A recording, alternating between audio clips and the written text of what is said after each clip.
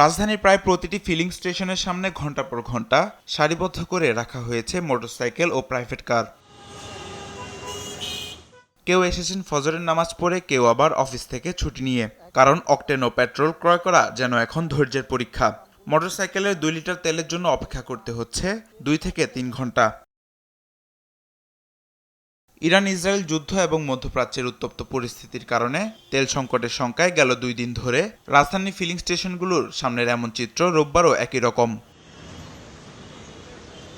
কিছু ফিলিং স্টেশনে তেল সরবরাহ চালু থাকলেও অধিকাংশ পাম্পে ঝুলছে পেট্রোল নেই, অকটেন নেই লেখা নোটিশ।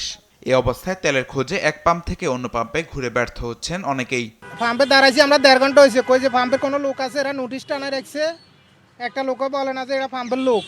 অ্যান্টি স্লিপার টেকনোলজি ও সফট টেক্সচার টাইল, নরম ঘাসের স্পর্শ, সাপোর্ট গ্রাস ম্যাট, নান্দনিকতার ছোঁয়া। আমরা এমনি দাঁড়াইছি, মানে কোনো কথা বলতেছে না, ভিতরে ঘুরাঘুরি করতেছে।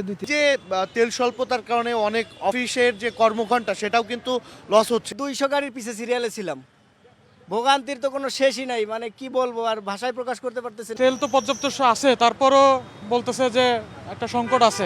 এমন পরিস্থিতি হচ্ছে, গত পরশুদিন 5টা তেল ভর্তি, একটা টিম মারতে আর তেলে আবার তেলে লাগাইছি, তাও তেল দেয় না। তাহলে আমরা পরিবহন গাড়িওয়ালারা কি করবো? পেট্রোল পাম্পে দায়িত্বরতরা বলছেন তেল শেষ হয়ে যাওয়ায় বন্ধ রাখতে হচ্ছে। শুক্র শনি বন্ধ ছিল, এই জন্য তার আমরা তেল আনতে পারি না ডিপো থেকে।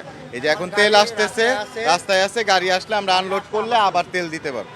ফিলিং স্টেশন কর্তৃপক্ষ বলছেন ডিপো থেকে চাহিদা অনুযায়ী তেল সরবরাহ করা হচ্ছে, কিন্তু অনেকে প্রয়োজনের অতিরিক্ত তেল নেয় দ্রুত তা শেষ হয়ে যাচ্ছে। তো সরকার থেকে তো পর্যাপ্ত তেল যতটুকু দেওয়ার অতটুকু দিচ্ছেই, কিন্তু অতিরিক্ত তেল নেওয়ার কারণে হয়তো এই জিনিসটা শর্ট পড়তেছে, আর এছাড়া আর কিছুই না। বাংলাদেশ পেট্রোলিয়াম কর্পোরেশনের তথ্য অনুযায়ী দেশে এখন 23,055 টন অকটেন মজুত আছে। তামিম মাহবুব, দেশ টিভি, ঢাকা।